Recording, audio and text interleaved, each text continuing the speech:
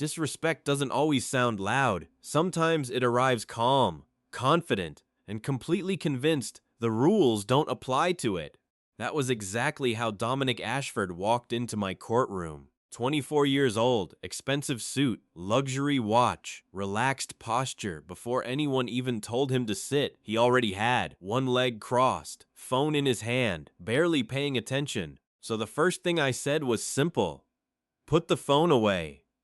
The charges against him were serious: reckless endangerment, failure to render aid, hit and run inside a private parking garage. But paperwork never tells the real story. The real story was this: a 61-year-old woman named Patricia Ossie had just finished a 12-hour shift caring for elderly patients, only to end her night injured on cold concrete while groceries rolled across a parking garage floor around her.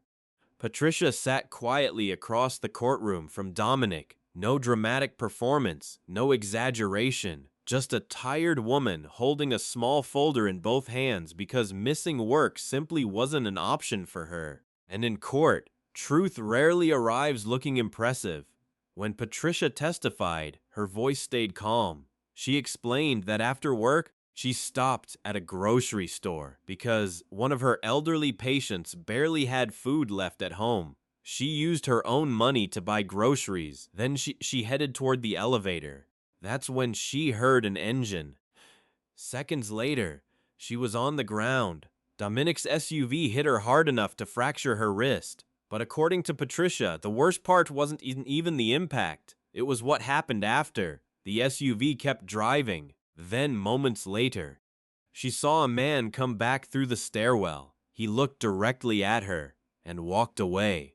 When I asked if she could identify that man, Patricia slowly pointed toward Dominic Ashford. What interested me most wasn't her testimony. It was his reaction. He never looked directly at Patricia once. Instead, he stared slightly above her head, the way people do when they want to appear attentive without actually acknowledging someone. So I asked him directly, "Did you know someone had been injured in that garage?" Dominic adjusted himself in his chair before answering. There were visual limitations in the environment relevant to understanding my perception of the events. That wasn't remorse. That was a carefully rehearsed legal statement, cold, empty, designed to create distance between himself and responsibility. So I answered him plainly. "Your perception is on the footage," I said, "and we're all going to watch it together." The security video lasted less than 2 minutes, but it changed the entire courtroom. Patricia appeared first, slowly walking toward the elevator carrying grocery bags.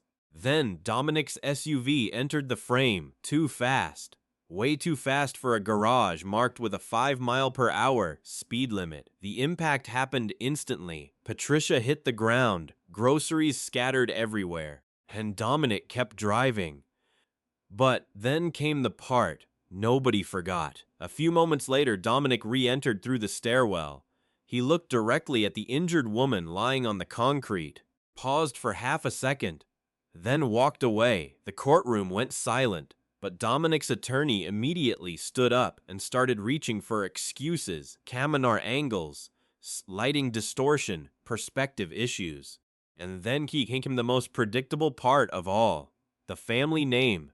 The attorney began mentioning the Ashford family's donations to the city, their business projects, their influence, their contributions. The message was subtle, but clear. Important families deserve consideration. That's the moment many courtrooms start bending. Mine doesn't. So I asked one question. Is Dominic's father present in court? From the third row, Richard Ashford stood up.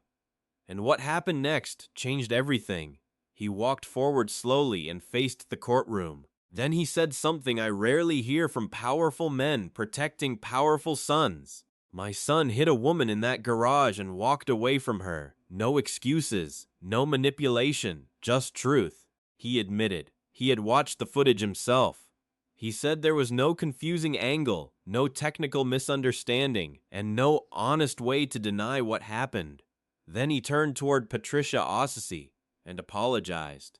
Not as a businessman, not as a wealthy donor, as a father. The entire room shifted. Then Richard looked back at me and said, "My name, my money, and my position in this city should have absolutely nothing to do with your ruling." That sentence mattered, because accountability begins the moment influence stops demanding protection. I turned back toward Dominic and laid out the facts clearly. A 61-year-old woman finished a 12-hour shift caring for others. She bought groceries for someone else using her own money. She walked through a parking garage with a posted 5-mile-per-hour speed limit. Dominic's vehicle hit her. Her wrist fractured. Her groceries were destroyed. And he walked away. I found him guilty on all counts. I ordered full restitution covering Patricia's medical bills, lost wages, and damages, and I made one thing very clear. The money would come from Dominic himself, not his father, not a family account. Him. I also suspended his driver's license for 1 year, but punishment alone wasn't enough, because Dominic's biggest problem wasn't recklessness. It was detachment. So I ordered 240 hours of community service through the city's elder care volunteer program, helping seniors with transportation, delivering groceries, providing companionship.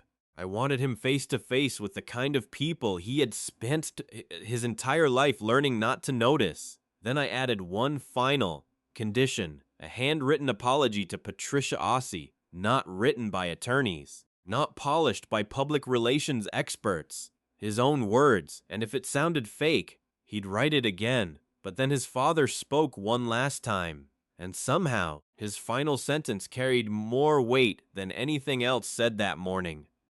Dominic's access to family money will be suspended for the entire duration of his service requirement. The courtroom went completely still. Then Richard Ashford looked at his son and said, "I spent years putting our name on buildings. I should have spent more time teaching you how to earn one." 6 months later, the court received a report from the volunteer coordinator. Dominic hadn't missed a single shift, but one detail stayed with me. The report said that one morning, he sat alone in his car for 11 minutes before going inside. Then eventually, he opened the door and walked in anyway. And honestly, that mattered to me, because growth rarely looks dramatic. Sometimes growth is just a person sitting quietly with their own discomfort and choosing to move forward anyway. That's what a courtroom is supposed to do, not create spectacle, not chase revenge, but force truth into the open, attach consequences to it, and give someone the chance to leave better than the person who first walked through the door.